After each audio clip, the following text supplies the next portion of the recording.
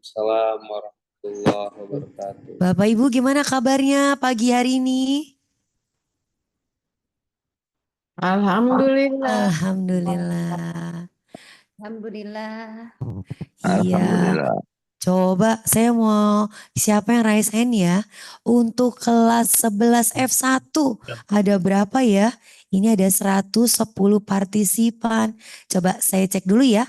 Bapak Ibu coba yang dari 11 F1 silakan di raise hand. Wah, kita hitung ya.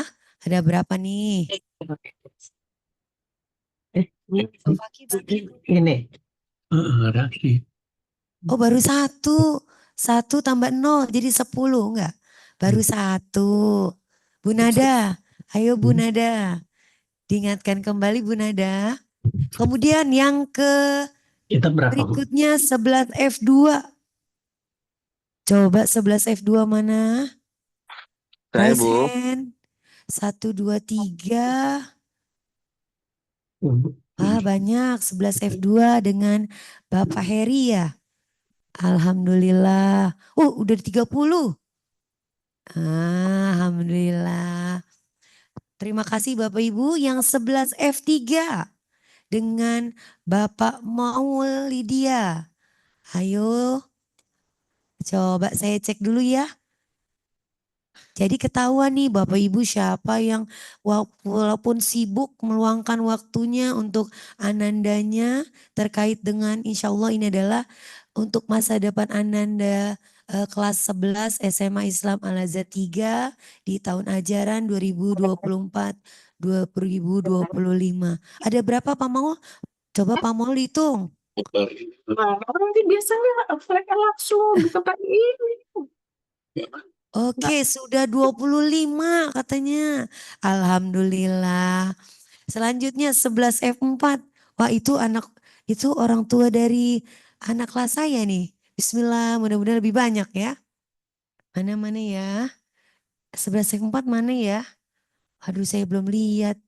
Oh, udah ada Ananda Fatar, Harfi, Raihan. Wah, alhamdulillah 11 F4 udah lengkap. Masya Allah. Oke, selanjutnya 11 F5. Coba mau dilihat 11 F5 dengan Ibu Suraya. Wow, lebih banyak. Alhamdulillah. Terima kasih ya Bapak Ibu ya. Selanjutnya 11 F6 yang dengan Bapak Faki. Oke. Alhamdulillah banyak juga. Kalau di total-total ada 113 partisipan dari jumlah murid kelas 11 200. Ya Alhamdulillah setengah dari Bapak Ibu masih Allah kasih eh, bersilaturahim, kesempatan bersilaturahim dengan kita semua.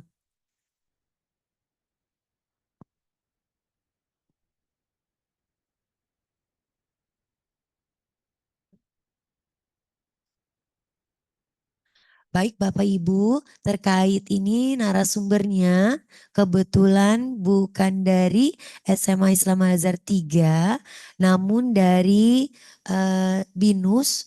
eh, Sampai saat ini narasumbernya kebetulan belum join Bapak Ibu. Jadi kami mohon maaf ya dengan ketidaknyamanannya. Kami sedang hubungi, mudah-mudahan segera join Ibu narasumber dari BINUS yaitu Ibu Iza Dinila.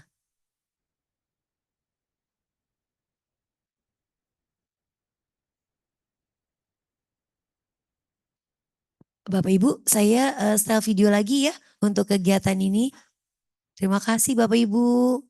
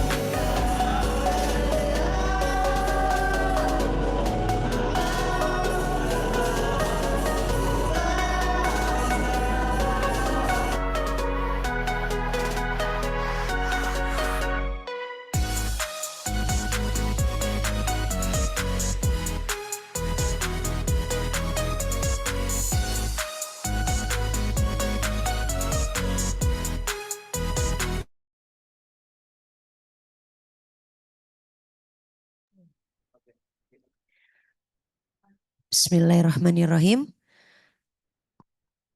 Assalamualaikum warahmatullahi wabarakatuh.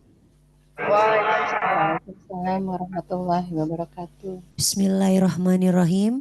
Alhamdulillahirrabbilalamin. Wassalatu wassalamu ala asrofil anbiya'i mursalin. Sayyidina Muhammadin wa ala alihi wa sahbihi ajmain amma ba'du. Yang terhormat Kepala SMA Islam Al-Azhar 3, Bapak Samsudin MPD. Yang kami hormati Wakil Kepala Sekolah SMA Islam Al-Azhar 3, Bapak Sunardi SPD dan Bapak M. Nurrohman SPD. Yang kami hormati Bapak Ibu Wali Kelas 11 dan Guru Bimbingan Konseling SMA Islam Al-Azhar 3. Yang kami hormati Ibu Iza Dinilah selaku narasumber dari BINUS. Yang kami hormati Bapak Ibu orang tua wali murid kelas 11 yang insya Allah dirahmati Allah Subhanahu wa Ta'ala. Pertama-tama marilah kita panjatkan puji syukur kehadirat Allah Subhanahu wa Ta'ala yang telah memberikan rahmat serta hidayahnya sehingga kita bisa berkumpul dalam Zoom ini guna menghadiri acara pemaparan hasil talent mapping kelas 11 SMA Islam Al-Azhar 3. Salawat dan salam tak lupa kita sampaikan dan kita curahkan kepada Nabi Muhammad Sallallahu Alaihi Wasallam yang telah memberikan rahmat serta hidayah, yang telah memberikan bimbingan kepada kita dari jalan kegelapan menuju jalan yang terang benderang, yaitu dinul Islam. Langsung saja Bapak Ibu, aduh maaf saya tiba-tiba hilang koneksi nih kayaknya sinyalnya. Grogi saya ketemu Bapak Ibu. Baiklah, untuk acara selanjutnya marilah kita bacakan susunan acara. Yang pertama adalah pembukaan, kedua doa, ketiga sambutan dari pimpinan sekolah, keempat pemaparan materi talent mapping dan tanya jawab, dan yang terakhir adalah penutup. Acara pertama yaitu pembukaan. Bapak Ibu marilah kita sama-sama membuka acara Zoom kita ini dengan membaca basmalah. Bismillahirrahmanirrahim. Bapak Ibu, agar kegiatan kita dapat berjalan dengan lancar dari awal sehingga akhir, marilah kita tundukkan kepala sejenak untuk memanjatkan doa yang insya Allah akan dipimpin oleh Bapak Maulidia Ahmad SPD. Kepada Bapak Maulidia dipersilahkan. Assalamualaikum warahmatullahi wabarakatuh. Mari Bapak, Ibu, serta anak-anakku sekalian kita berdoa sejenak untuk kebaikan diri kita, keluarga kita, dan juga sekolah kita tercinta SMA Islam Al-Azhar 3. A'udzubillahi minasyaitonirrajim. Bismillahirrahmanirrahim. Alhamdulillahi rabbil alamin. Hamdan syakirin, hamdan na'imin. حمدا يوافي نعمه ويكافئ مزيده يا ربنا لك الحمد ولك الشكر كما ينبغي لجلال وجهك الكريم وعظيم سلطانك اللهم صل على سيدنا محمد وعلى آله وصحبه أجمعين اللهم اجعل جمعنا هذا جمعا مرحوما وتفرقنا بعده تفرقنا معصوما ولا تجعل فينا ولا منا شقيا ولا محروما اللهم إنا نسألك سلامة في الدين وعافية في الجسد وزيادة في العلم وبركة في الرزق وتوبة قبل الموت ورحمة عند الموت ومغفرة بعد الموت ربنا ظلمنا أنفسنا وإن لم تغفر لنا وترحمنا لنكونن من الخاسرين ربنا لا تزغ قلوبنا بعد إذ هديتنا وهب لنا من لدنك رحمة إنك أنت الوهاب ربنا هب لنا من أزواجنا وذرياتنا قرة أعين واجعلنا للمتقين إماما رب اغفر لي ولوالدي وارحمهما كما ربياني صغيرا ربنا آتنا في الدنيا حسنة وفي الآخرة حسنة وقنا عذاب النار وصلى الله على سيدنا محمد وعلى آله وصحبه وسلم سبحان ربك رب العزة عما يصفون والسلام على المرسلين والحمد لله رب العالمين Assalamualaikum warahmatullahi wabarakatuh.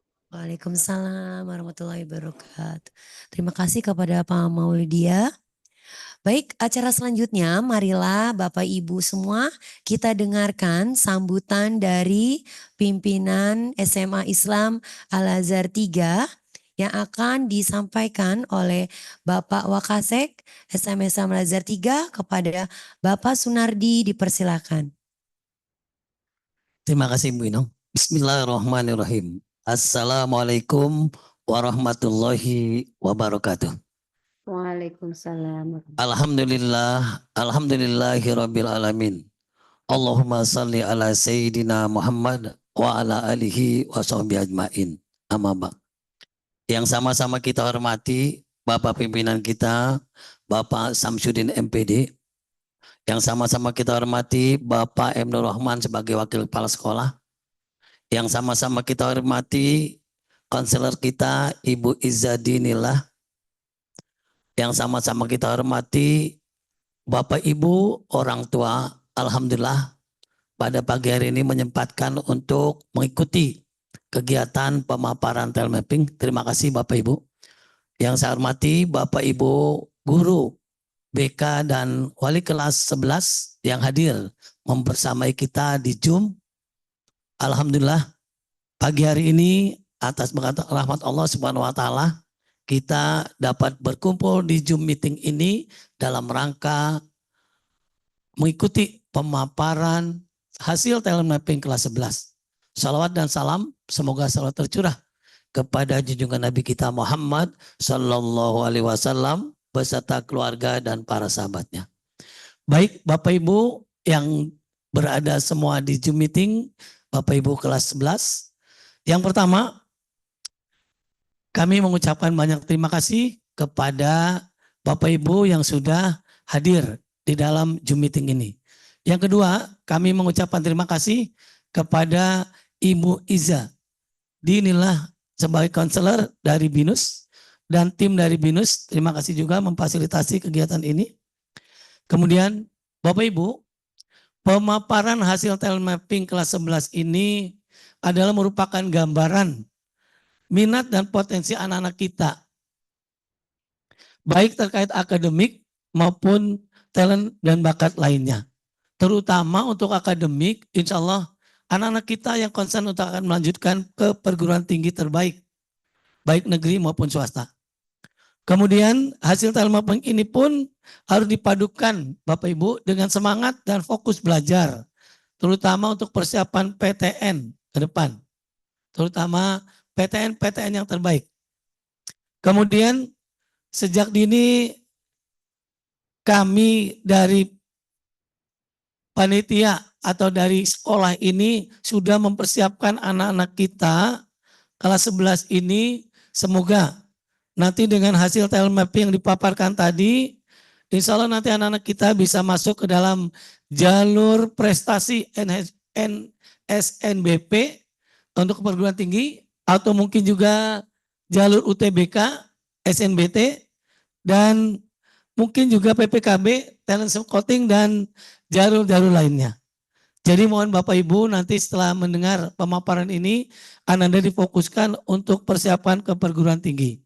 Kemudian Bapak Ibu, tak lupa kami juga mohon bantuan Bapak Ibu di rumah, karena sebentar lagi kita akan mengadakan ASTS atau asesmen tengah semester ya, untuk anak kelas 11, 10, dan 12. Jadi kami mohon dukungannya agar anak-anak di rumah bisa untuk fokus belajar mempersiapkan dirinya sehingga mendapatkan nilai terbaik. Begitu juga kami mohon dukungan untuk anak kelas 11. Bapak Ibu, insya Allah setelah ASTS ini anak kelas 11 akan berangkat untuk kegiatan studi lapangan, yaitu di Dieng, Jogja, dan Malang. Kami mohon dukungan dari Bapak Ibu semuanya agar kegiatan ini berjalan lancar, berjalan sesuai dengan harapan, dimudahkan. Semoga kita pun semuanya, baik guru, Bapak Ibu guru, anak-anak kita diberikan kesehatan Allah Subhanahu wa taala dan mendapat perlindungan terbaik dari Allah Subhanahu wa taala. Bapak Ibu, sekali lagi kami mengucapkan terima kasih atas partisipasi Bapak Ibu yang ikut hari ini di Zoom meeting. Begitu juga terima kasih sekali lagi kepada tim dari BINUS dan Ibu Ija sebagai kanseler. Saya rasa itu saja yang dapat saya sampaikan. Lebih kurangnya mohon maaf. Sekian, Assalamualaikum warahmatullahi wabarakatuh.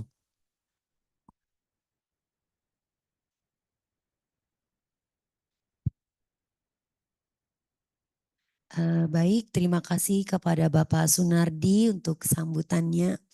Bapak Ibu di ruang chat di Zoom itu ada daftar presensi kehadiran Bapak Ibu. Nanti sambil mendengarkan pemaparan selanjutnya, Bapak Ibu dapat mengisi. Jadi kami dapat memastikan bahwa Bapak Ibu hadir di hari ini.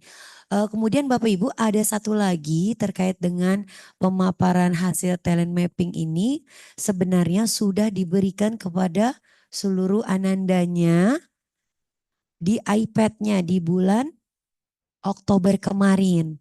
Mudah-mudahan anandanya sudah memberikan kepada Bapak Ibu sebagai informasinya. Tapi kalau misalnya, Bu, ternyata hilang, Bu, anak saya lupa. Bapak Ibu boleh menghubungi walasnya masing-masing. Nanti akan kami rekap dan kami akan share kembali kepada Bapak Ibu. Begitu ya Bapak Ibu ya. Oke, belum kedengaran suaranya? Siap.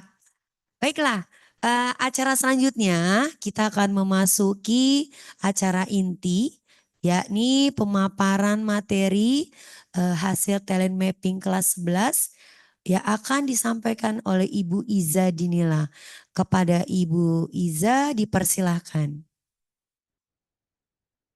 Terima kasih banyak Bapak, Ibu atas kesempatannya. Terima kasih juga kepada tim dari BINUS ya yang telah merencanakan kegiatan ini bersama dengan SMA Al-Azhar 3 ya.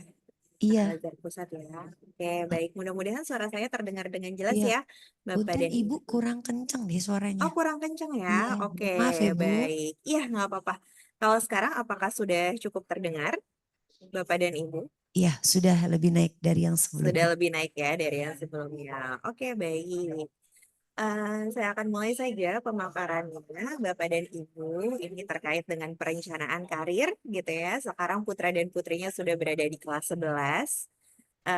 Jadi sebenarnya sudah ada pada tahap pemilihan mata pelajaran kelas 11 sudah gitu ya. Dan mungkin seperti yang disampaikan oleh Bapak Kepala Sekolah tadi gitu ya, bahwa ini adalah saatnya untuk mempersiapkan untuk perguruan tinggi gitu ya. Nah, dalam pemilihan perguruan tinggi sendiri juga pasti ada ya hal-hal yang eh, perlu dipersiapkan. Dan yang jadi pertanyaan biasanya apakah merencanakan karir harus dimulai dari sekarang gitu ya? Tentu saja harus gitu ya. Kenapa? Karena memang ini adalah dengan kurikulum yang ada sekarang gitu ya Bapak dan Ibu, untuk masuk ke perguruan tinggi tuh memang dimulai dari kelas 10 gitu ya perencanaannya, prosesnya gitu ya. Bahkan mungkin lebih awal gitu ya, mulai dari ngeliat apa namanya jenis SMA seperti apa, kurikulum apa yang cocok untuk apa namanya mempersiapkan masuk ke perguruan tinggi, lalu kemudian memilih mata pelajaran gitu ya. Nah, itu semua tuh memang perlu dilakukan sejak dari awal gitu. Termasuk juga ketika Bapak dan Ibu kemudian nanti berpikir, oh ya ketika mau masuk ke universitas lalu mungkin akan ada beasiswa apa ya yang tersedia gitu ya. Pada saat ini mungkin wawasannya anak-anak gitu ya, wawasannya Bapak dan Ibu sudah lebih luas lagi gitu ya. Mungkin juga berpikir kalau mau ke perguruan tinggi yang di luar Indonesia seperti apa. Nah, kayaknya mulai dari sekarang harus mulai dicek gitu ya. Apa sih yang menjadi persyaratannya? Apakah sesuai atau tidak dengan karakternya anak-anak atau tidak dan lain-lain ya. Oke. Kita mulai masuk ke mempersiapkan kuliah tuh sebenarnya dimulai dari pertanyaan untuk mau kuliah gimana dan kenapa.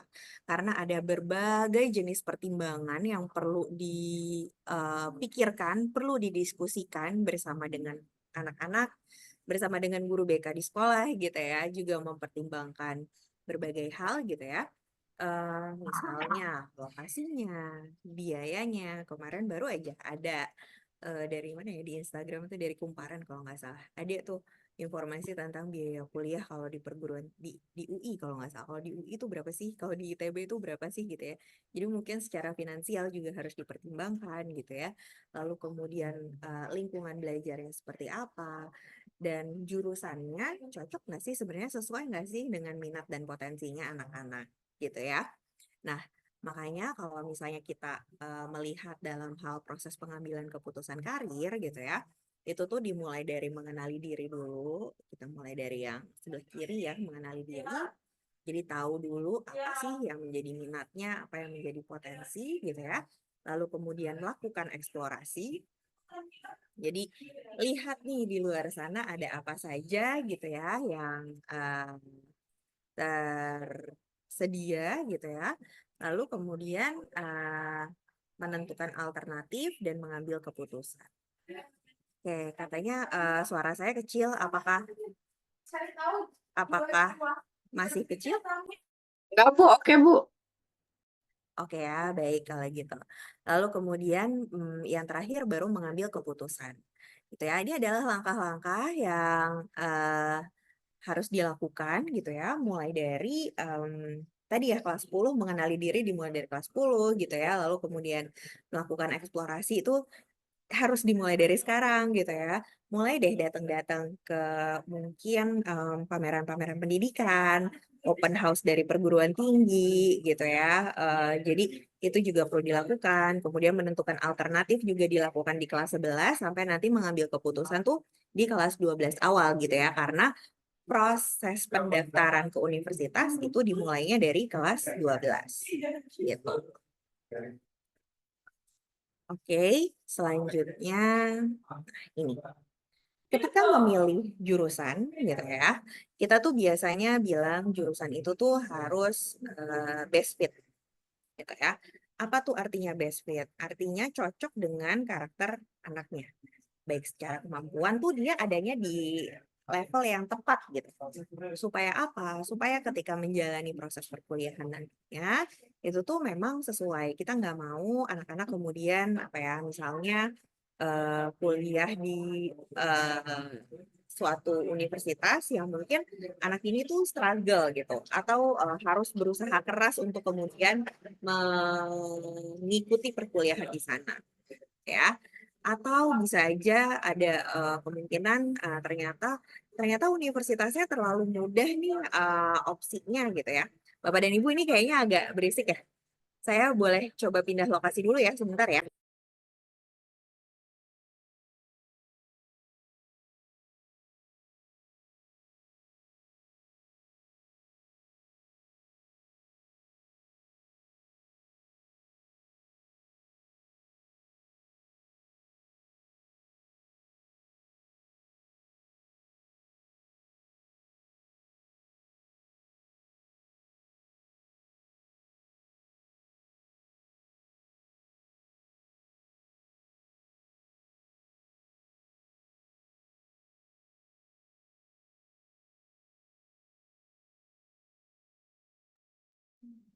Ya, sebentar ya Bapak Ibu, narasumbernya sedang mencari tempat terbaiknya. Baik, Oke. diingatkan Bu Iza.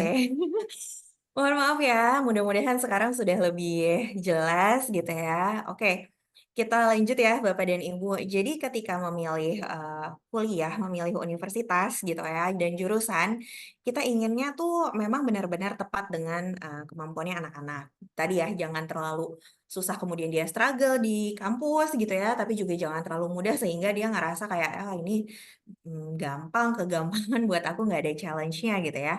Nah, kita perlu ngelihat yang best fit-nya di mana.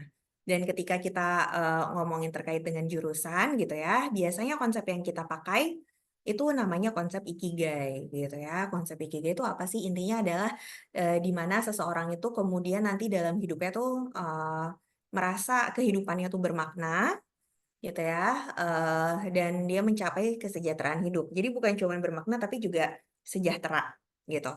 Nah, ada 4 hal nih Bapak dan Ibu yang kita biasanya akan pertimbangkan untuk mendapatkan si ikigai ini gitu ya. Yang pertama adalah anak-anak itu melakukan apa yang dia cintai. Tuh, ini kita boleh berefleksi juga ya sebagai orang tua gitu ya, sebagai individu, sebagai orang dewasa nih kira-kira cocok atau enggak sih berada di sini gitu ya. Melihat what you love atau apa yang dicintai gitu ya, apa yang disukai, apa yang menjadi minat biasanya sukanya apa sih? Kalau diskusi tuh topiknya itu terus misalnya gitu ya. Atau kalau nyari tahu nonton YouTube tuh kira-kira temanya itu terus gitu ya. Itu tuh kita bicara tentang what you love. Lalu kemudian ada what you're good at. Apa sih yang kamu baik gitu ya. Ini bicara tentang potensi. Bicara tentang apa yang dia bisa. Ya, biasanya apa yang dia bisa belum tentu sesuai dengan apa yang dia suka atau sebaliknya gitu ya. Tapi kalau itu sejalan atau paralel itu akan sangat baik gitu ya. Jadi nanti kita lihat hasil asesmennya, Bapak dan Ibu bisa minta ke anak-anak gitu ya, atau anak-anak udah baca, udah sempat diskusi juga. Eh, Nyambung nggak sih, paralel nggak sih apa yang kamu sukai dan apa yang kamu bisa gitu. Nah, tapi ternyata nggak cuman itu kan dua hal yang faktornya internal gitu ya, dari diri sendiri, dari masing-masing anaknya. Ada juga yang kita lihat sebagai faktor yang eksternalnya. Apa tuh? Yang di bawah dan yang di sebelah kanan. What you can be paid for dan what the world needs. Apa sih yang kamu tuh kemudian bisa mendapatkan uang, bisa hidup dari situ. Ini biasanya menjadi kekhawatiran yang orang tua ketika anak-anak mungkin memilih jurusan-jurusan yang agak di luar mainstream gitu ya, out of the box banget nih jurusannya gitu ya, dia bisa hidup nggak ya nanti, dapat pekerjaan apa ya gitu. Nah itu juga perlu difikirkan gitu. Dan yang terakhir adalah what the world needs. Dengan perkembangan dunia yang begitu pesat, sekarang cepat banget gitu ya. Mungkin berbeda dengan di zamannya saya, dengan di zamannya Bapak dan Ibu gitu ya. Kita lihat dunia tuh sekarang lagi butuh apa sih? Gitu ya. Nah, jadi ini adalah hal-hal yang perlu kita pertimbangkan, perlu dipikirkan pada saat berdiskusi sama anak-anak ngomongin tentang jurusan kuliahnya dia nantinya seperti apa gitu ya. Nah, hasil asesmennya tentu saja membantu Bapak dan Ibu. Nah, membantunya apa? Tadi kita balik lagi tuh ke lingkaran yang pertama gitu ya. Apa sih yang menjadi langkah-langkah perencanaan karir? Yang pertama adalah mengenali diri dulu. Mengenali diri gimana gitu ya? Caranya apa gitu ya? Ini melihat aspeknya apa aja sih yang harus dilihat gitu.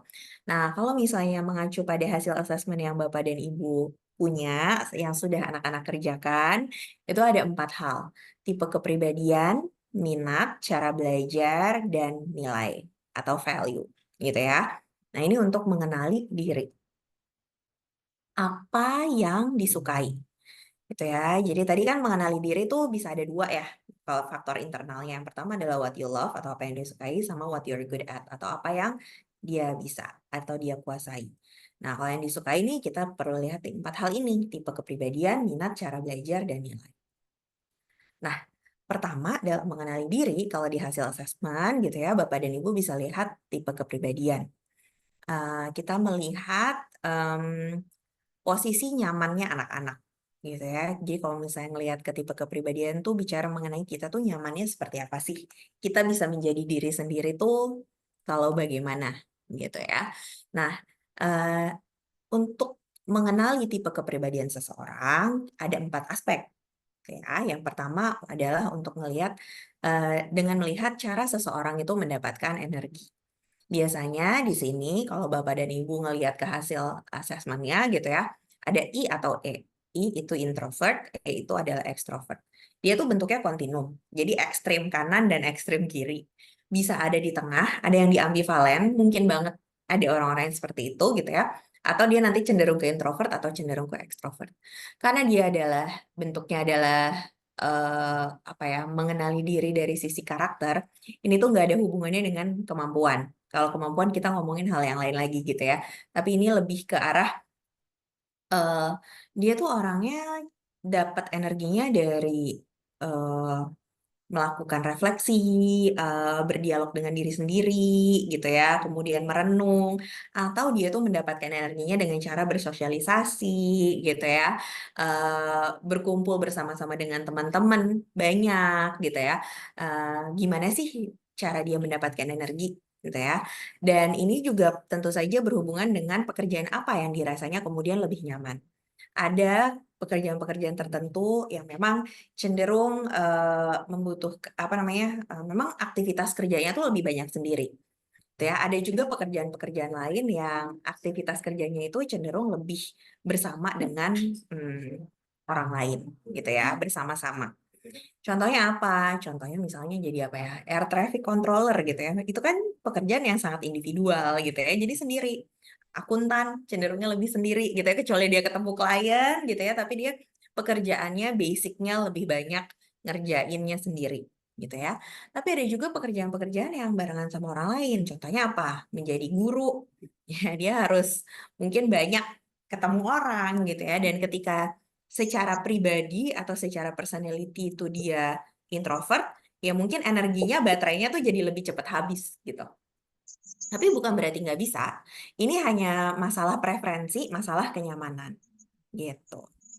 Oke, kemudian yang berikutnya adalah kita ngelihat juga kalau kepribadian itu dari sisi bagaimana seseorang itu memperoleh informasi.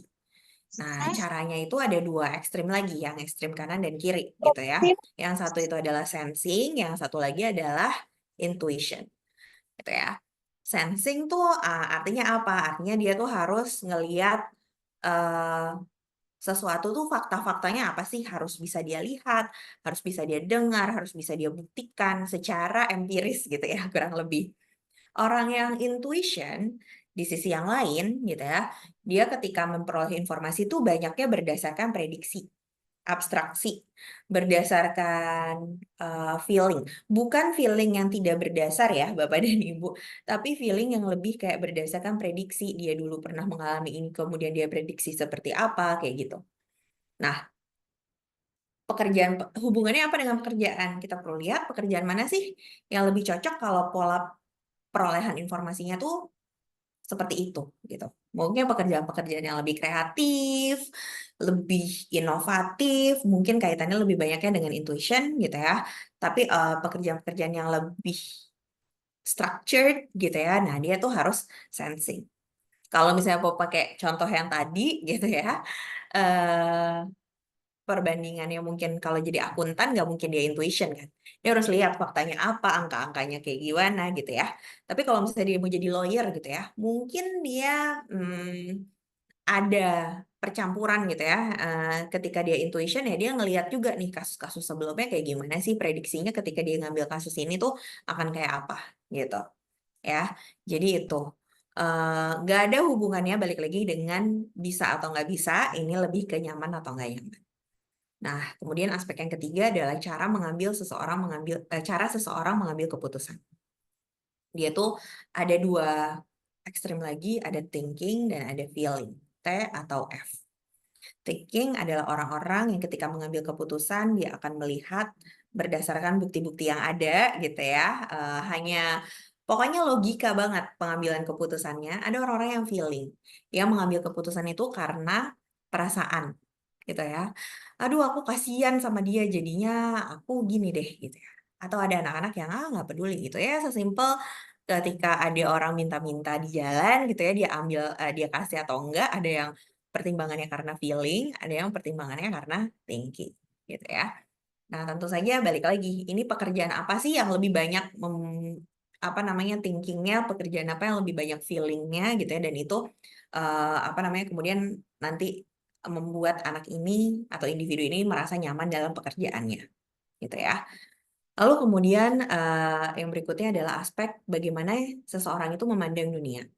Ada yang J atau judging, ada yang P atau perceiving.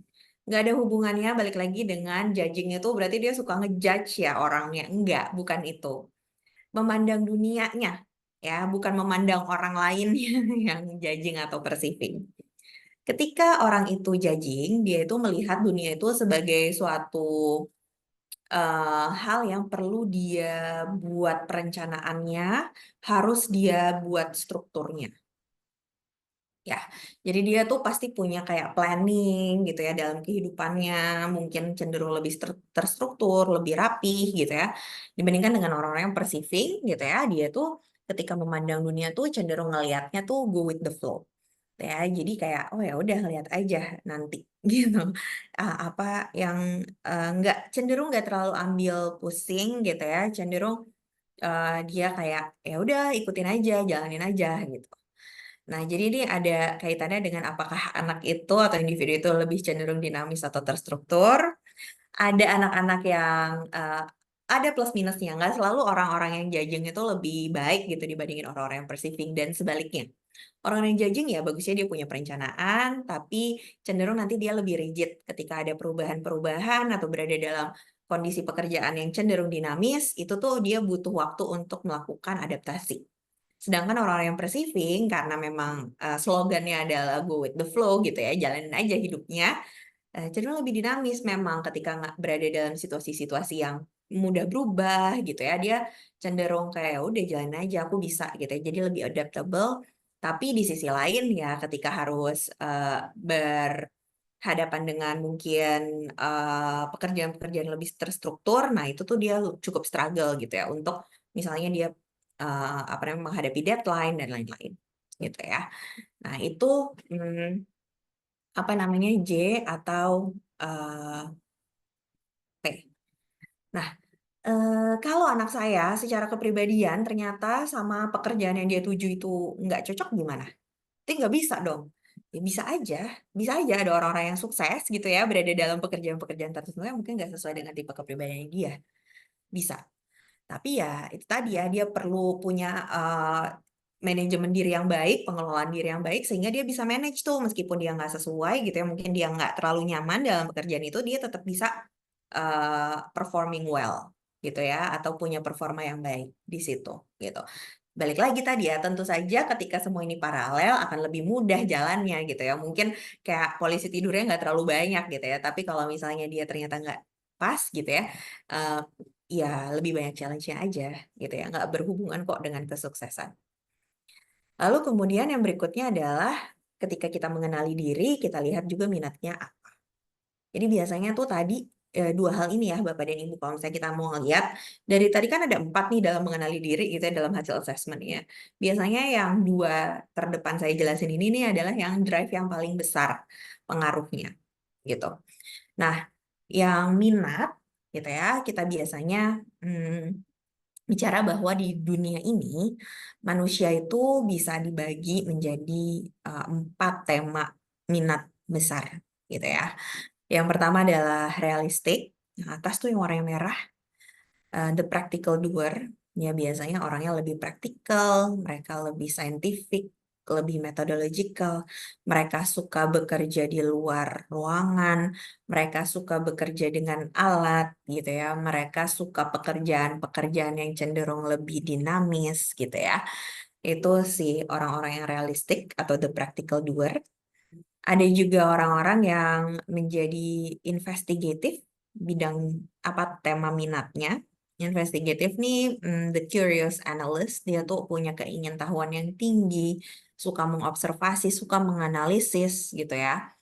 dia suka melakukan penelitian biasanya gitu ya, suka belajar, baca, suka menelaah atau meneliti hal-hal yang baru biasanya.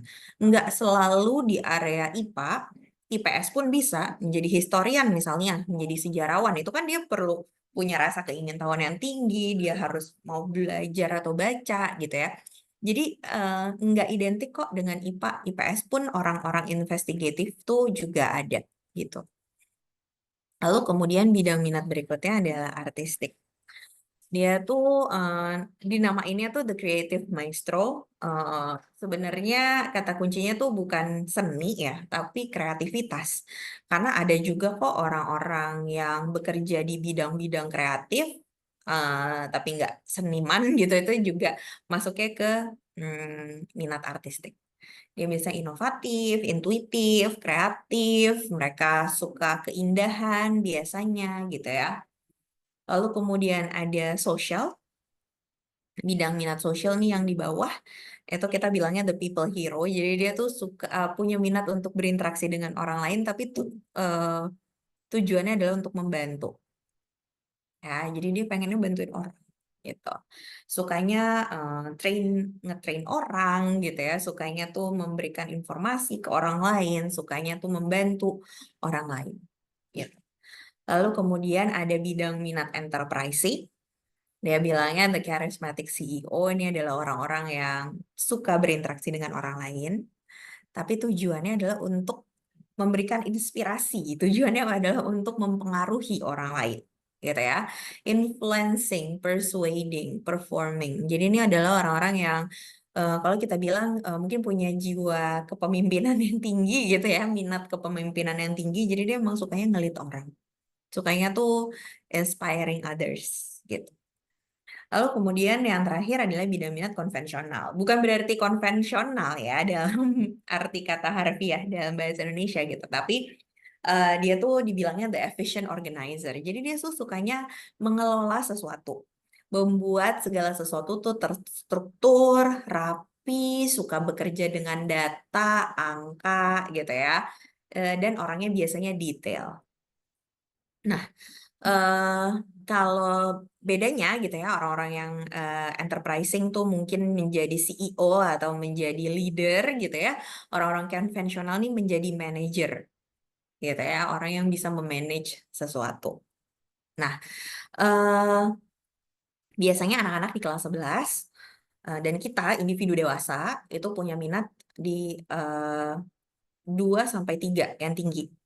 Tinggi itu apa indikatornya? Kalau dari hasil asesmen yang Bapak dan Ibu dan anak-anak pegang, tinggi itu berarti nilainya di atas 70. Itu disebutnya tinggi. Moderate atau di tengah-tengah tuh antara 50-70 tuh tengah-tengah. Biasanya ada yang tinggi, ada yang moderate, ada yang kecil. Kecil tuh berarti di bawah 50, itu nggak apa-apa. Jadi kalau dengan persebaran seperti itu tuh aman, Bapak dan Ibu. Kalau semuanya masih di moderate gimana gitu ya? Kalau semuanya masih di tengah-tengah nih nggak ada minat yang terlalu tinggi gimana? Artinya Bapak dan Ibu anak-anak harus lebih dipertajam lagi minatnya. Caranya gimana? Caranya ikut kegiatan. Caranya dengan mencoba hal-hal baru. Gitu ya. Kalau pengen mempertajam minat di area realistik misalnya ya udah coba ikut olahraga, ikut kegiatan apa misalnya robotik, itu bisa minat di realistik. Kalau mempertajam minat di konvensional gimana? Ikut kegiatan organisasi, bisa dicoba untuk jadi ketua kelas atau ketua kelompok gitu ya. Ikutan programming, beda ya antara robotik sama programming, jangan salah, itu ada perbedaannya gitu. Eh, Lalu kemudian kalau misalnya minat di investigatif gimana mempertajamnya ya ikut klub sains gitu ya. Karya tulis ilmiah, ikut karya tulis ilmiah gitu ya, atau perlombaan-perlombaan yang lebih kaitannya sama investigasi gitu ya, menulis dan lain-lain. Kalau minatnya artistik ya mempertajamnya gimana? Ya ikutan apa ya kegiatan-kegiatan seni, ya bisa seni rupa, seni musik, seni tari, teater dan lain-lain. Ikutan menjadi kalau di apa namanya? OSIS mungkin menjadi yang suka public speakingnya gitu ya. Jadi itu juga bisa lakukan untuk mempertajam minat. Kalau di bidang sosial ya mungkin dia ikut volunteering di berbagai kegiatan gitu ya. Kalau misalnya enterprising ya mungkin menjadi ketua-ketua dari kegiatan-kegiatan kesiswaan gitu. Nah, itu boleh banget dicoba anak-anaknya untuk menggali atau mempertajam ya. Kalau saya bilang harusnya di kelas 11 tuh mempertajam aja minatnya gitu. Kalau kecil gimana? Berarti harus lebih rajin lagi tuh ikutan kegiatan. Kalau tadi mempertajam berarti ini berarti baru mau mengenali gitu ya. Oke. Berikutnya mengenali diri tuh ngelihat ke value atau nilai. Ada 11 teorinya Schwartz. Eh, Sebenarnya ini lebih arahnya gini, apa sih yang menjadi hal yang penting dalam hidupnya anak-anak gitu ya. Bisa macam-macam dan ini biasanya menjadi dasar dari pengambilan keputusannya mereka. Misal, sama-sama mau jadi dokter. Yang satu value-nya adalah achievement. Iya, Miss, karena jadi dokter itu dianggap keren sama orang lain dan susah masuknya. Ya kan, kalau di Indonesia kan kayak gitu ya, Bapak dan Ibu, dan di berbagai negara lain juga kayak gitu, masuk kedokteran lebih susah dibandingin dengan jurusan yang lain, tapi value-nya ya itu tadi. Karena dia ngerasa ya kayak berprestasi aja kalau misalnya bisa masuk ke kedokteran gitu ya, itu achievement. Ada juga orang yang ngerasa kenapa pengen masuk kedokteran karena dia value-nya adalah stimulation, karena menurut dia kalau belajar kedokteran tuh selalu ada hal-hal baru yang aku bisa pelajarin. Menarik banget, challenging dan banyak tantangannya gitu. Jadi memang beda-beda apa namanya yang menjadi dasar pengambilan keputusan tersebut gitu.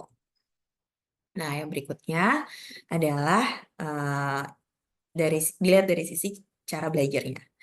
Ya, apakah dia punya sensitivitas terhadap suara, cahaya, suhu gitu ya.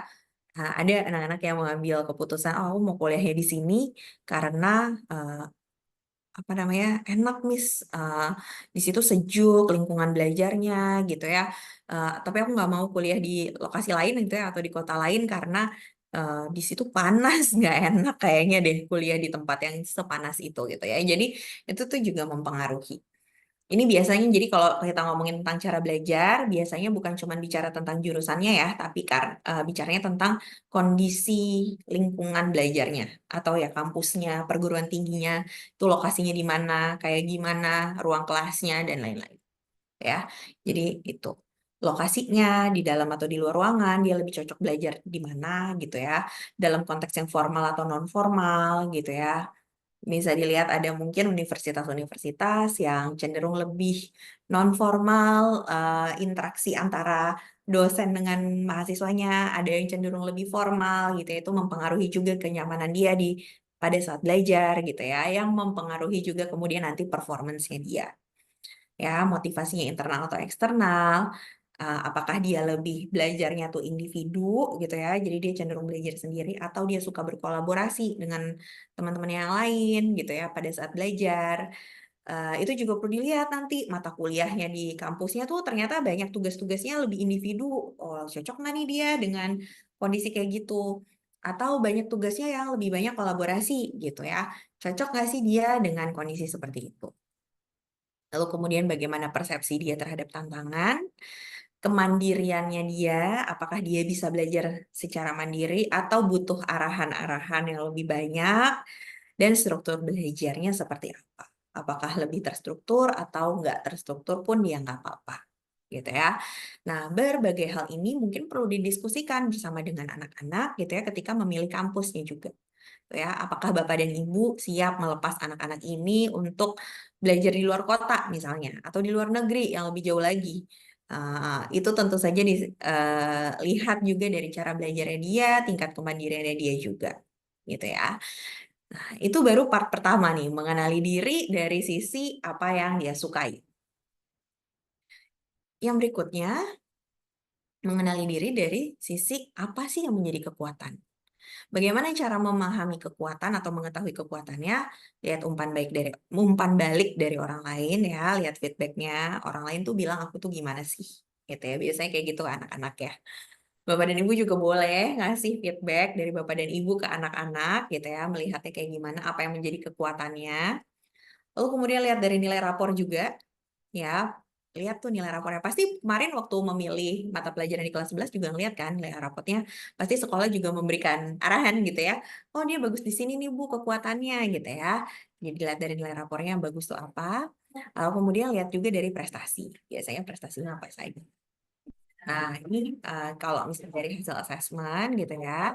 Itu ngelihat ke penalaran gitu ya. Ada hasil penalaran induktif atau deduktif. Sebenarnya keduanya itu penting untuk berkuliah, hanya caranya saja yang berbeda, tapi di semua jurusan itu butuh kemampuan penalaran yang baik. Ya, boleh lebih kuat di induktif, boleh lebih kuat di deduktif tuh sebenarnya nggak ada masalah. Ya, kalau penalaran induktif tuh dia observasi dulu, terus kemudian dia menemukan pola, lalu mengambil kesimpulan. Biasanya berdasarkan prediksi. Kalau deduktif, dia lihat dulu fakta-faktanya apa, dikumpulin faktanya, diobservasi si fakta itu, gitu ya, contoh-contoh itu, terus dia ngambil kesimpulan. Jadi cenderung berdasarkan prosedur. Nah, kemudian ada yang namanya penalaran matematika. Ada jurusan-jurusan yang membutuhkan penalaran matematika yang lebih kuat dibandingkan dengan yang lain. Yang lihatnya dari kemampuan berpikir berdasarkan angka, kalkulasi, algoritma, gitu ya.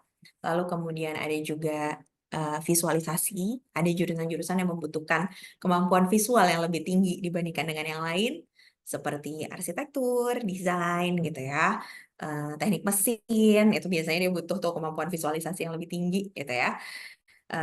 Ini artinya kemampuan untuk berimajinasi bentuk-bentuk 2 dimensi dan 3 dimensi gitu ya, baik yang dimodifikasi maupun tanpa modifikasi gitu. Lalu kemudian kecepatan, ini kemampuan untuk bekerja dengan cepat dan akurat. Biasanya ada pekerjaan-pekerjaan tertentu yang membutuhkan kecepatan yang lebih tinggi dibandingkan dengan pekerjaan yang lainnya, gitu ya. Lalu kemudian literasi membaca. Dibutuhkan di hampir semuanya, tapi di beberapa jurusan literasi membaca ini jadi lebih penting karena lebih banyak bacanya. Contohnya apa? Jurusan-jurusan kayak hubungan internasional, hukum gitu ya, itu bacanya banyak gitu ya. Jadi ini adalah kemampuan untuk memproses informasi dari teks, jadi menganalisis dan mengambil kesimpulan gitu ya. Nah, ini bisa dilihat gimana sih potensinya, gimana sih kekuatannya anak-anak gitu ya, dan dilihat dengan pilihan jurusannya anak tersebut gitu. Nah, kemudian melakukan eksplorasi deh. Itu ya, tadi langkah yang berikutnya adalah setelah mengenali diri, melakukan eksplorasi, apa sih yang bisa menghasilkan uang, apa sih yang dibutuhkan oleh dunia, gitu ya. Dan di sini biasanya kita akan melihat faktor pengaruh dinamika karir yang ada di dunia. Itu ya, apa sih yang terjadi, apa sih yang harus dipertimbangkan. Kemajuan teknologi dan otomasi itu juga penting. Kita juga ngelihat ke perkembangan ilmu pengetahuannya, melihat ke kondisi alam di buminya gitu ya. Mungkin kayak misalnya jurusan-jurusan kayak perminyakan gitu ya.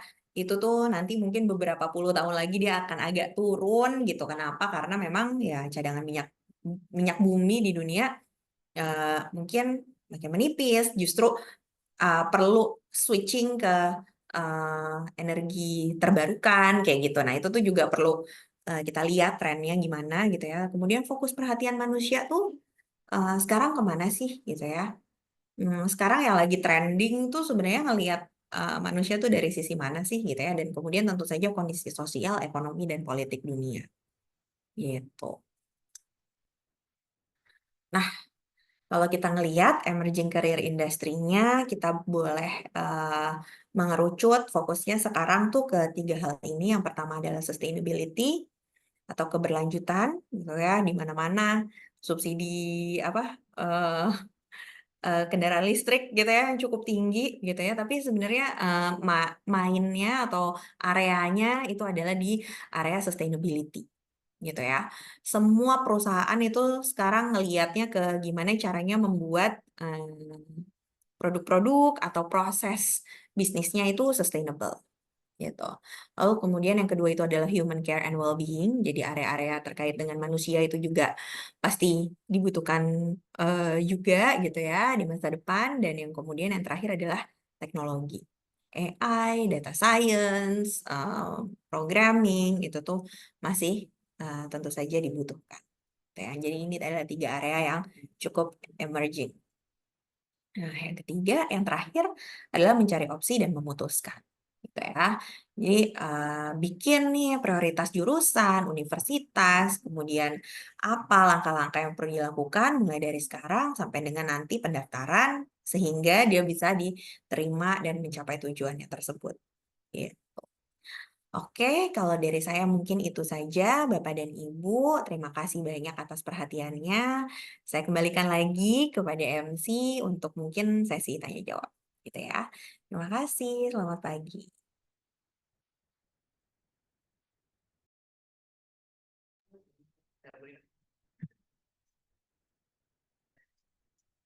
Ya, terima kasih Bu Iza.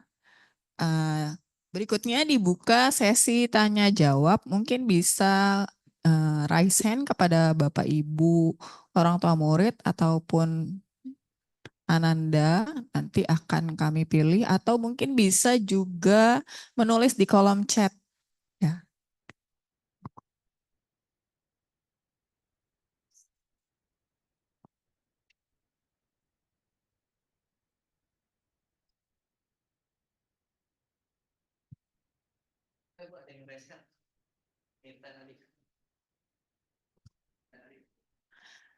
Ya, kepada Nita Nadif dipersilakan. Baik, Assalamualaikum warahmatullahi wabarakatuh. Waalaikumsalam. Waalaikumsalam. Terima kasih Ibu moderator ya yang telah memberikan kesempatan kepada saya untuk bertanya.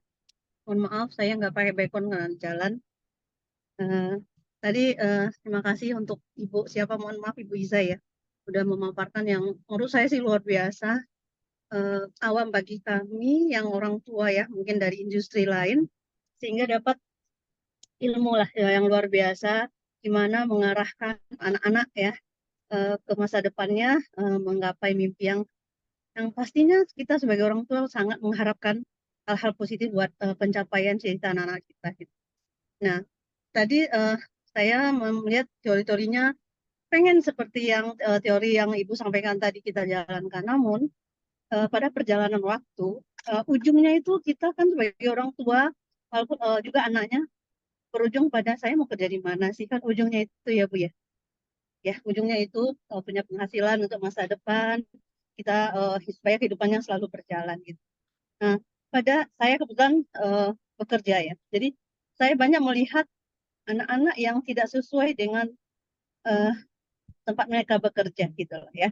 Tadi saya dengar juga Ibu menyampaikan anak-anak ada yang bisa menerima dan bisa move on lah ketika tidak sesuai dengan jurusannya gitu ya. Nah, menurut saya apa sih Bu penyebabnya ya? Mungkin misalnya kalau dokter kan spesialis ya, tapi kalau secara umum ekonomi, hukum, teknik itu kan mereka banyak bisa memilih bermacam hal ya. Bahkan saya kebetulan di perbankan ya, itu ada yang masuk itu melalui kebetulan ada terbuka pada waktu itu, bahkan dia dari kesehatan gitu loh Bu. Nah, tapi alhamdulillah dia bisa ya, bisa berjalan sesuai dengan, dan bahkan saya bisa apresiasi dia bekerja dengan baik gitu loh. Nah, tapi kadang-kadang kita nggak tahu nih Bu, apakah sesuai dengan fashion mereka atau tidak. Nah, gimana ya cara yang lebih alami gitu loh ya, yang awam, yang bisa kita menghantarkan anak-anak sesuai dengan passion mereka, sesuai keinginan mereka gitu loh. Kadang-kadang memang betul, anak-anak, saya sering dengar juga di ujung, kan banyak orang tua yang pengen anaknya jadi dokter, itu pastilah ya. Tapi saya suka diskusi loh sama anak-anak, itu sebenarnya saya nggak mau loh Bu, saya nggak mau loh jadi dokter. Itu ada keinginan saya, itu sering banget saya dengar. Nah, tapi ada yang seperti saya bilang tadi ada bisa ya, berjalannya itu bisa. Nah, gimana sih anak-anak itu supaya kita betul-betul sesuai harapannya ya. Itu kan ujungnya kan kembali ya Bu, takdir Allah gitu ya, kita sebagai orang muslim ya. Cuman pengen lah mengarahkan minimal 80% sesuai dengan harapan mereka, tapi dengan kekurangan kami sebagai orang tua bukan yang punya ilmu ya, mungkin seperti itu. Itu Bu, izin. Terima kasih, mungkin itu dari saya. Assalamualaikum warahmatullahi wabarakatuh. Waalaikumsalam. Terima kasih banyak, Munita. Ini pasti mewakili ya perasaan-perasaannya banyak orang tua gitu ya. Pada saat proses ini, pendampingan anak-anak gitu ya untuk mengenali diri, melakukan eksplorasi, itu tuh banyak kekhawatiran biasanya ya. Emosi yang biasanya muncul tuh adalah khawatir. Gimana ya kalau dia nggak bisa? Gimana ya kalau ternyata salah, nggak sesuai dengan apa yang menjadi passion atau menjadi minatnya dia? Gimana ya kalau misalnya nanti dia nggak mendapatkan pekerjaan yang baik? Gimana kalau misalnya salah gitu ya? Bapak dan Ibu, pertama mungkin yang perlu disadari adalah bahwa yang namanya proses mengenali diri dan proses mencari pekerjaan atau karir gitu ya yang sesuai dengan apa yang menjadi minat atau menjadi yang sesuai dengan diri lah ya. Itu tuh sebenarnya adalah proses perjalanan yang panjang sampai umur 23 tahun.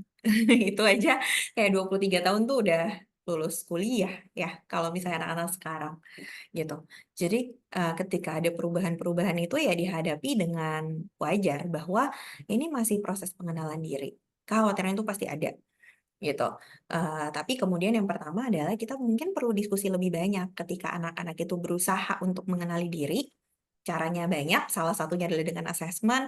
Jadi hasil asesmen tuh dibuka bareng-bareng, kita ngobrol gitu ya, diskusi sama anak-anak. Lalu kemudian ketika dia mengalami pengalaman-pengalaman yang cukup berarti dalam hidupnya, apa sih yang lagi seru di mereka? Kamu lagi suka apa sih? Lagi ngobrol apa sih? Gitu ya. Lagi topik yang diminati, didiskusikan bersama teman-teman tuh apa sih gitu ya. Itu nampaknya kita juga perlu bantu mereka untuk melakukan refleksi. Misal ketika anak ini apa ya? Ikutan kepanitiaan lah ya misalnya di sekolah. Atau apa sih yang mereka lagi trending gitu ya. Apa sih yang kamu suka dari itu? Yang kamu gak suka apa? Gitu ya, ngasih insight-insight yang mungkin nggak kelihatan dari perspektifnya mereka, yang kita kasih feedback untuk mereka itu tuh juga penting, gitu ya. Sambil juga bersikap terbuka atau open minded, gitu ya. Biasanya karena kekhawatiran yang dimiliki, kita tuh ingin memberikan jalan yang aman dan nyaman buat anak-anak. Yang kita nggak mau dia mengalami hal yang sama kayak yang kita rasakan. Misalnya gitu ya, kalau kita punya pengalaman yang tidak baik sebelumnya terkait dengan proses pencarian karir atau pemilihan jurusan tuh pasti orang tua akan ngerasa, jangan sampailah dia mengalami hal yang sama dengan saya. Jadi maunya kita ngasih jalan yang gampang aja, yang mudah nih buat anak-anak supaya mereka nggak perlu eh, menghadapi tantangan-tantangan yang terlalu besar, nggak perlu mengalami kesulitan, nggak perlu bingung di proses perencanaan gitu ya. Pasti itu yang ingin kita berikan buat anak-anak. Tapi sebenarnya jangan-jangan tuh struggle-struggle atau tantangan-tantangan itu tuh dibutuhkan supaya anak-anak tuh tahu, oh ternyata aku tuh begini. Untuk mengenali diri itu kan kadang-kadang kita juga perlu salah, kadang-kadang kita juga perlu tidak berhasil gitu ya. Jadi itu perlu open minded, perlu agak merelakan anak-anak saya nih nggak ngerti dulu, anak saya nih nggak bisa dulu gitu ya. Kalau nanti ujung-ujungnya eh, apa ya nggak berhasil atau ujung-ujungnya salah ya nggak apa-apa kita bantu gitu. Lalu kemudian bantu anak-anak untuk eksplorasi. Jadi memaparkan berbagai opsi-opsi, pilihan-pilihan gitu ya. Dan kita nggak perlu menjadi orang yang tahu segalanya. Kita boleh kok bareng-bareng sama anak-anak untuk mencoba untuk mencari tahu.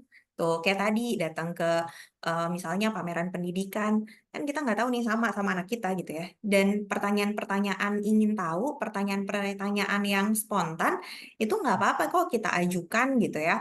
Nggak apa-apa kok kalau kita kelihatan nggak bisa atau nggak tahu di depan anak-anak tuh nggak apa-apa gitu. Kalau saya sebagai konselor gitu ya, biasanya kalau anak-anak datang dengan pertanyaan-pertanyaan yang tidak bisa saya jawab, saya akan bilang, yuk kita cari tahu bareng-bareng, yuk aku juga nggak ngerti tuh itu. Coba yuk kita lihat ada video apa sih di YouTube tentang ini gitu ya, tentang pekerjaan ini atau tentang jurusan ini gitu ya. Karena resources tuh sebenarnya banyak sekali pada saat ini dan lebih terbuka, lebih bisa diakses oleh anak-anak dan oleh orang tua murid gitu. Jadi mungkin itu tipsnya gitu ya, bantu anak untuk melakukan refleksi melalui diskusi-diskusi. Yang kedua adalah mencari tahu bareng-bareng sama anak-anak gitu. Ya, Bapak dan Ibu mudah-mudahan cukup menjawab. Ya. Makasih Ibu. Ya, terima kasih untuk penanya yang pertama. Selanjutnya Bu Iza ini ada dari di chat ya, ada dari orang tua Sabita, kelas 11 F2. Pertanyaannya, apa sih yang harus disiapkan kuliah lintas jurusan dengan mata pelajaran SMA? Begitu Bu Iza. Oke, apa ya yang harus disiapkan kuliah lintas jurusan dengan mata pelajaran SMA? Hmm, mungkin pemahaman dasar terkait dengan bidang tersebut, gitu ya. Tapi sebenarnya ya Bapak dan Ibu pada saat ini kan masuk kuliah itu kalau melalui tes pun sekarang tesnya tuh umum ya, lebih ke tes potensi skolastik gitu ya. Jadi sebenarnya pada saat kuliah, kita pun dulu waktu kuliah masuk semester 1 tuh isinya pengantar semua nggak sih? Ya bahkan di universitas-universitas yang mungkin budayanya sangat, keilmuannya tuh sangat kuat gitu ya, seperti di ITB misalnya tahun pertama tuh masih tahun persiapan bersama TPB, di mana anak-anak tuh akan belajar semua mata kuliah yang sama seperti ngulang aja waktu SMA tuh dia apa gitu. Jadi sebenarnya yang perlu dipersiapkan apa? Kemampuan anak-anak untuk beradaptasi, basic skill tadi ya, penalaran-penalaran yang umum, kemampuan dia untuk membaca gitu ya, rasa ingin tahu itu harus dipelihara terus. Rasa ingin tahu karena dengan dia punya rasa ingin tahu dia mau belajar apapun yang ada disodorin di depan matanya dia mau belajar gitu. Ya, jadi ketika minatnya sebenarnya udah kuat di suatu bidang, jurusan kuliahnya itu dia udah tahu mau kemana, dia secara natural pasti akan punya motivasi internal untuk belajar di bidang tersebut gitu. Jadi kemampuan umum yang tadi tuh penalaran-penalaran yang tadi ada di hasil assessment, nah itu boleh diperkuat gitu ya. Nah, tapi sebenarnya kayak kalau spesifik mata pelajaran tertentu yang berhubungan dengan dengan jurusan itu, kayaknya nanti juga pasti dia akan belajar kok di tahun pertama gitu.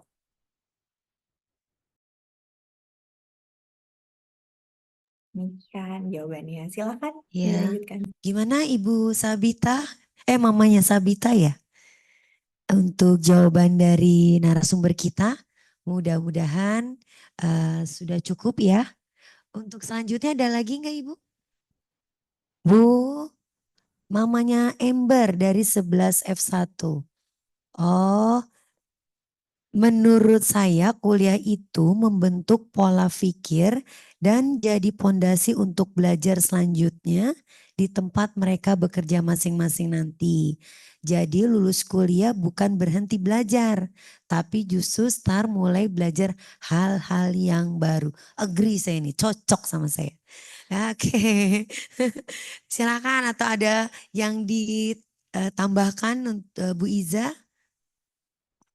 Eh, Setuju sih Ibu gitu ya. Jadi kadang-kadang yang jadi pola pikirnya anak-anak gitu ya, mungkin ada orang tua juga yang punya pemikiran seperti itu tuh kadang-kadang kayak pokoknya masuk kuliah terus udah kehidupan berhenti. Pokoknya tujuannya berhenti di saya harus masuk UI kedokteran misalnya gitu ya. Hei, tunggu dulu, hidup itu tidak berhenti sampai di situ gitu kan. Jadi sebenarnya Bapak dan Ibu yang perlu dipikirkan lebih jauh tuh tadi, makanya kenapa kita kasih konsep utamanya tuh adalah ikigai gitu.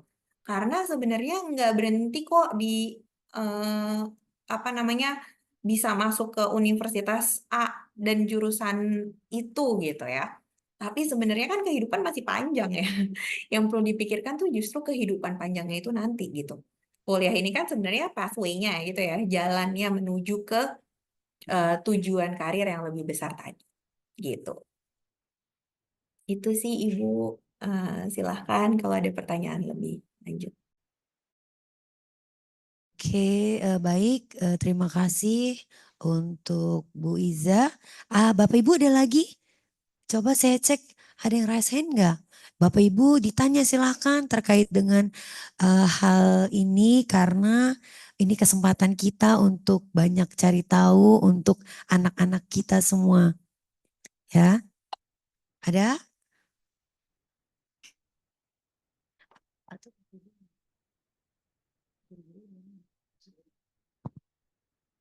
Apa sudah clear semua? Alhamdulillah kalau sudah clear. Oke, jadi tadi yang penting apa Bu Iza? Pertama itu mengenal diri ya Bu Iza ya? Betul, mengenal Mengenal diri dulu. diri, kemudian melakukan eksplorasi ya. Betul, melakukan Eksplorasinya, eksplorasi. kemudian menentukan alternatif dan mengambil keputusan. Ibu ini kelas 11 aku udah ngajarin materi ini. Anak-anak suruh belajar kayak gini, berpikir kritis, critical thinking untuk masa depan mereka.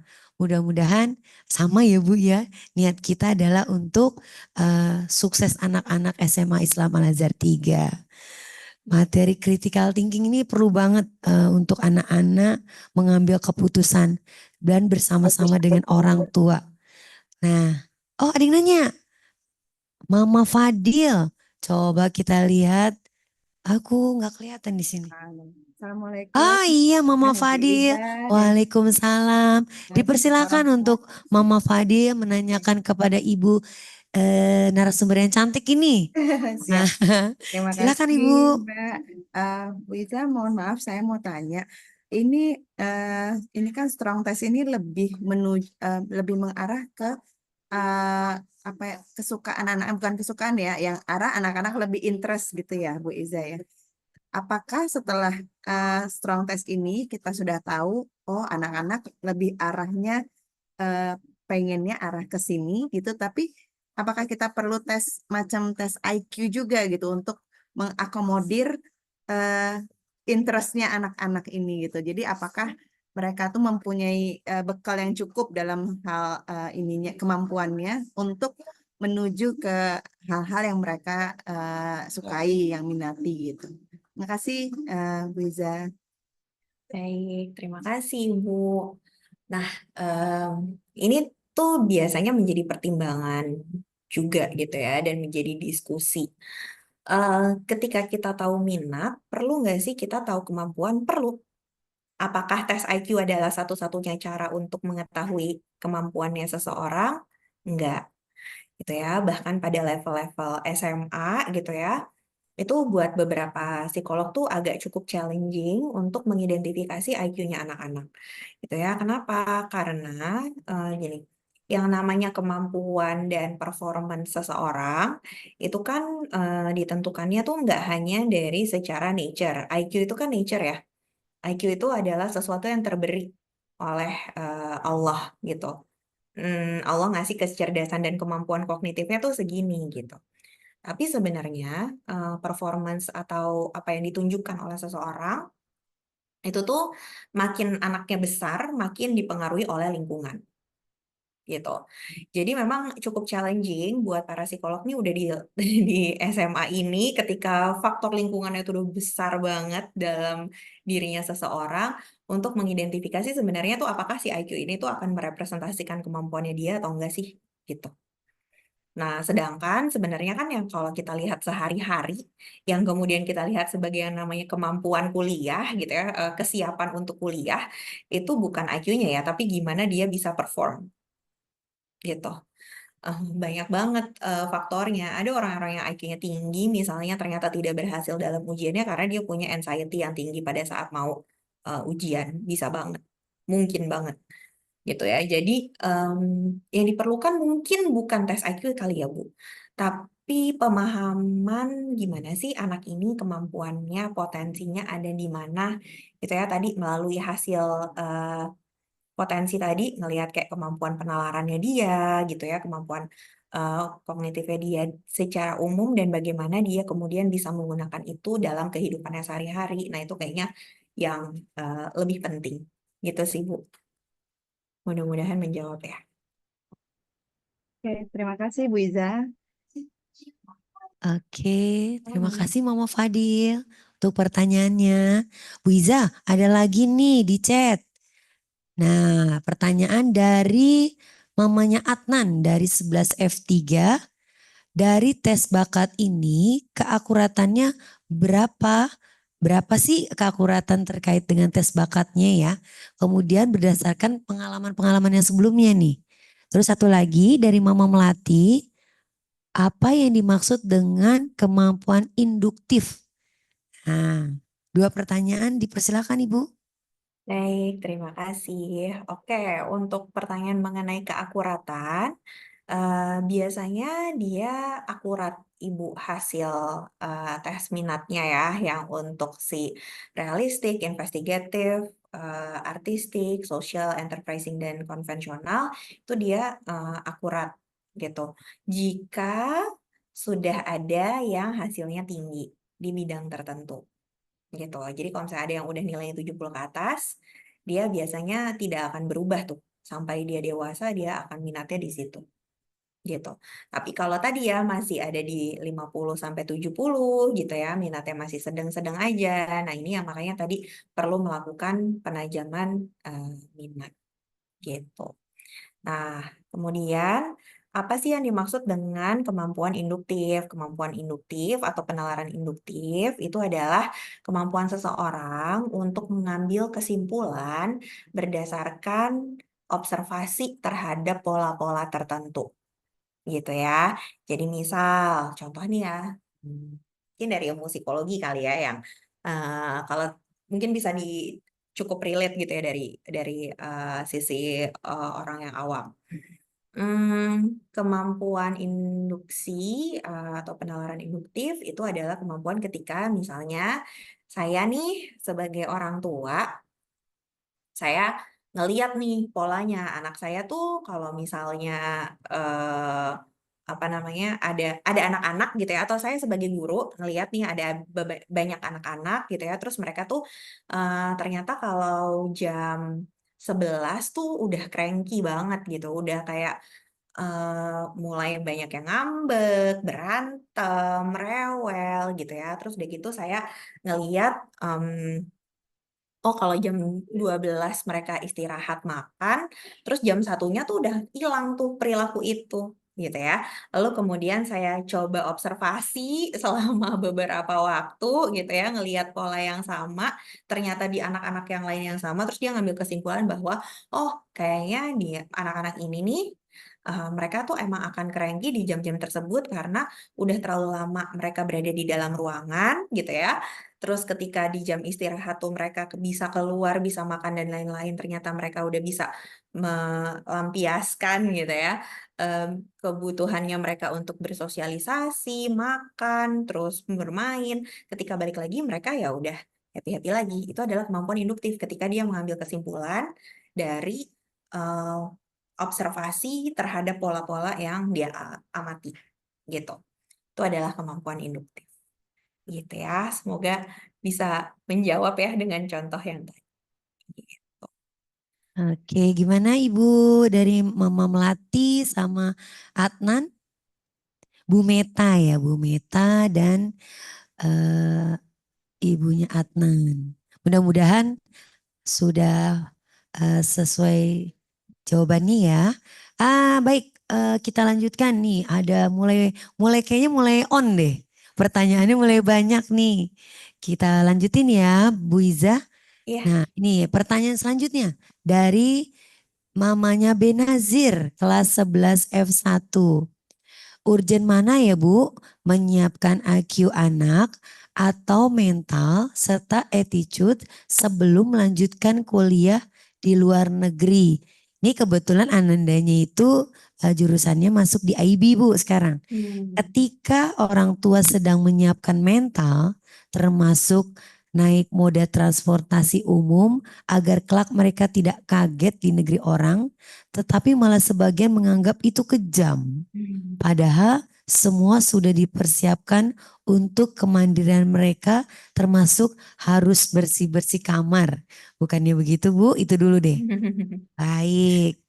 Oke, baik. Saya coba jawab ya. Untuk ini sebenarnya ada satu kompetensi, satu kemampuan yang bisa mengakomodasi keseluruhan yang tadi.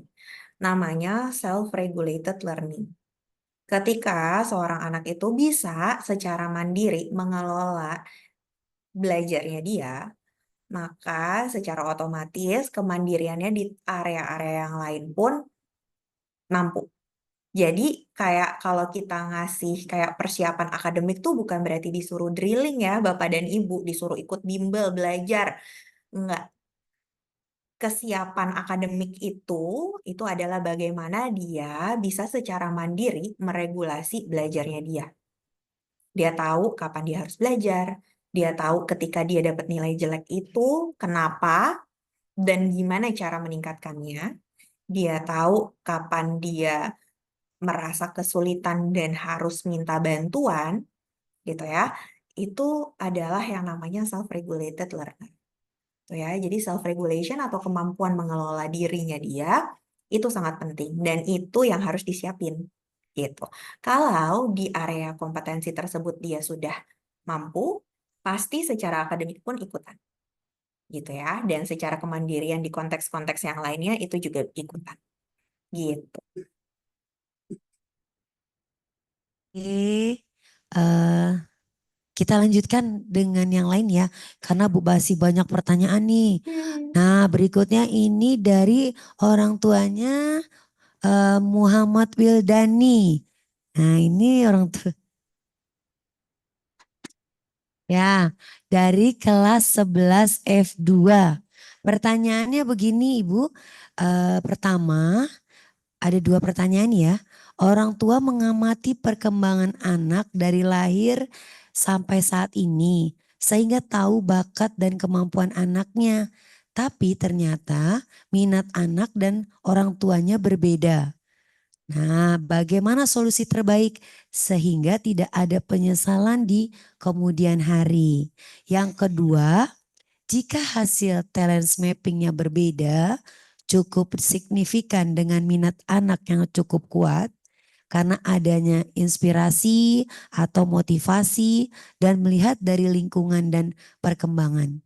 Bagaimana jalan terbaik dalam mengambil sikap dan keputusan. Sehingga di sini mungkin maksud dari orang tua ada sama-sama win-win solution dengan anandanya. Sehingga pokoknya niat orang tua pasti untuk kesuksesan anak. Baik, untuk dua soal ini ya Bu. Baik, terima kasih. Bagaimana sih jika apa yang dilihat sama orang tua sama yang dilihat sama anak tuh berbeda gitu ya? Yang dibutuhkan adalah diskusi dan memahami perspektif masing-masing gitu ya. Sebenarnya orang tua ngelihatnya gimana sih dan anak itu melihatnya seperti apa gitu.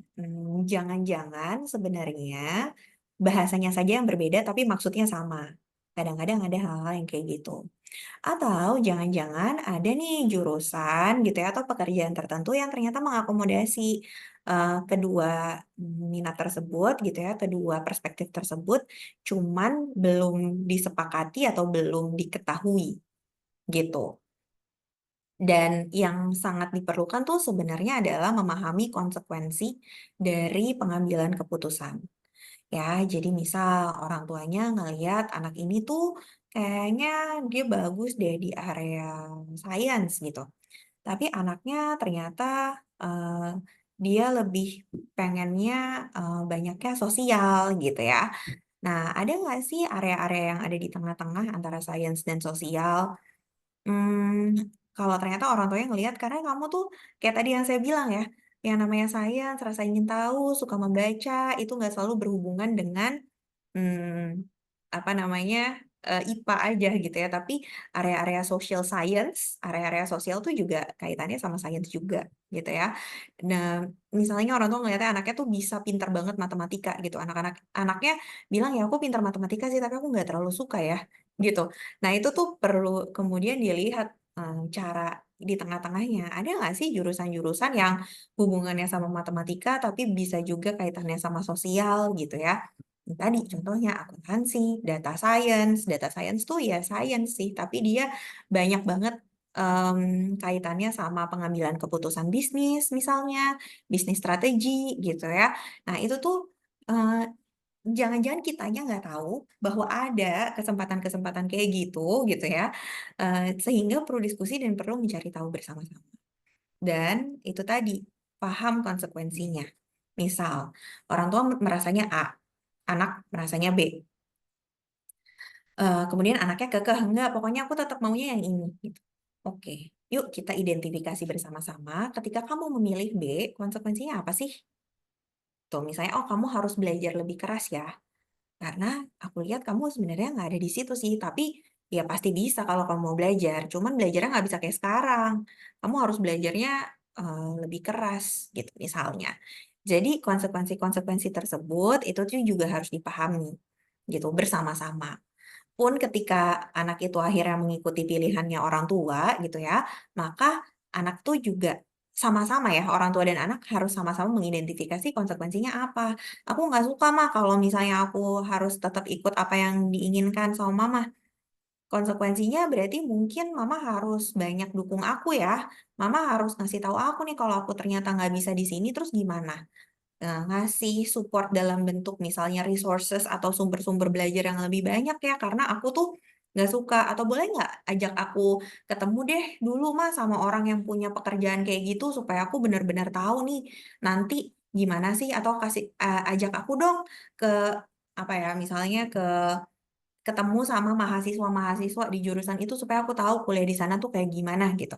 Nah, itu tuh adalah konsekuensi-konsekuensi yang mungkin perlu diidentifikasi gitu ya sebelum eh, apa namanya memahami eh, atau mengambil keputusan gitu ya ketika ada hal yang nggak sama nih antara anak dan orang gitu sih kurang lebih.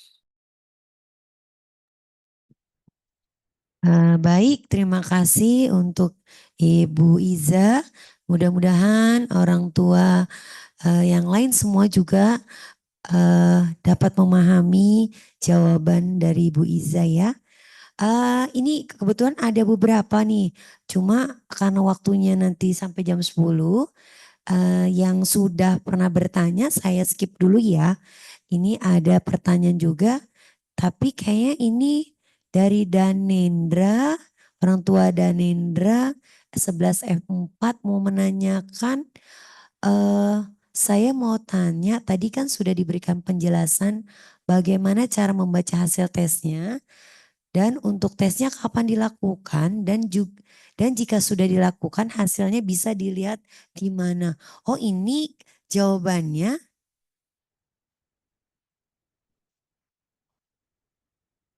Ini untuk yang Bu dari orang tua dan Nendra ini sudah dilakukan di bulan Oktober ya kemarin Bu Iza. Iya ya, Iya, seharusnya sudah dilakukan ya. Tadi sudah mm-mm, disampaikan juga ya oleh iya. Ibu bahwa Heeh. udah Sudah dibagikan dilakukan di hasilnya. bulan Oktober dan sudah dibagikan hasilnya waktu itu dengan Ibu Guru BK-nya Ibu Mariama.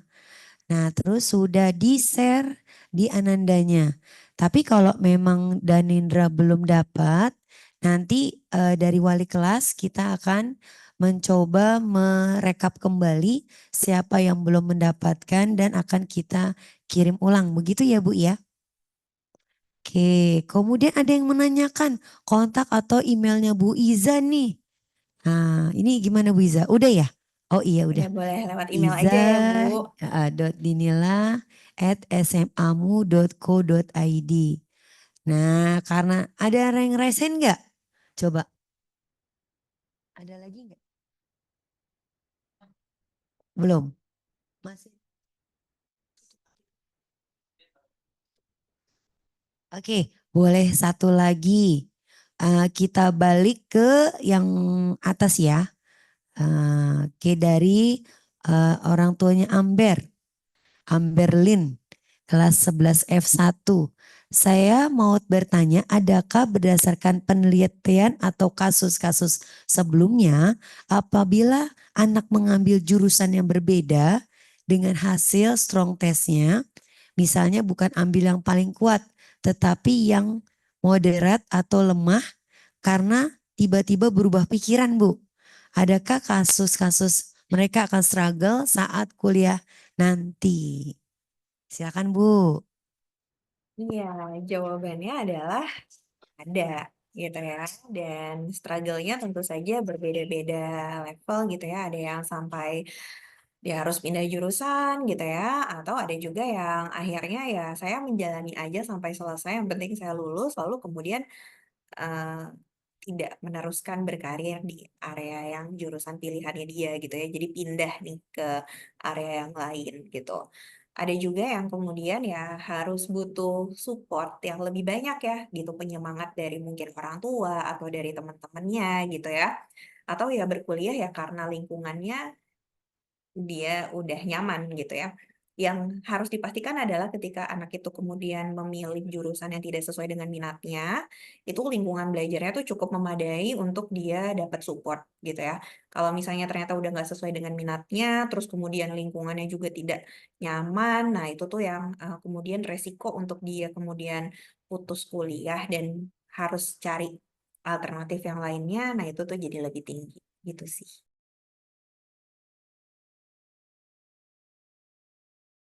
Baik, terima kasih Bu Iza. Mudah-mudahan bisa dipahami oleh orang tua dari Amberlin. Ini Bapak Ibu, seperti waktu sudah menunjukkan 9.55.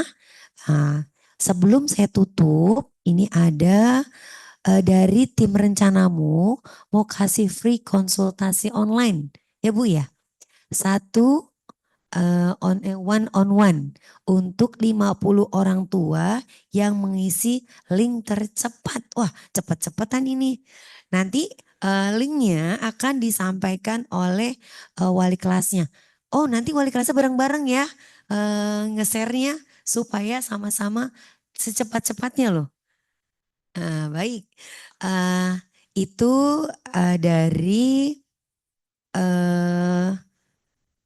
dari Binus ya, dari rencanamu.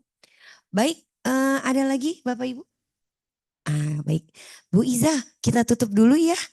Waktunya kasihan Bapak Ibu yang dari tadi, dari jam 8. Insya Allah udah standby. Nah sekarang mungkin ada aktivitas lain yang ingin diselesaikan, berlibur dengan keluarga. Alhamdulillah rangkaian kegiatan pemaparan hasil talent mapping murid kelas 11 telah berakhir Bapak Ibu. Semoga apa yang sudah dipaparkan oleh narasumber kita Ibu Iza itu dan mendapatkan manfaat untuk masa depan anak-anak kita kelas 11 yang insya Allah tahun 2025 masuk kelas 12 ya. Berarti 2026 sudah jadi murid, jadi mahasiswa. Masya Allah, cepat sekali. Nah saya selaku pembawa acara mengucapkan terima kasih atas partisipasi Bapak Ibu dan mohon maaf jika ada salah dan hilaf kami terkait acara online di Zoom ini. Oke. Berbaju kurung si anak dara.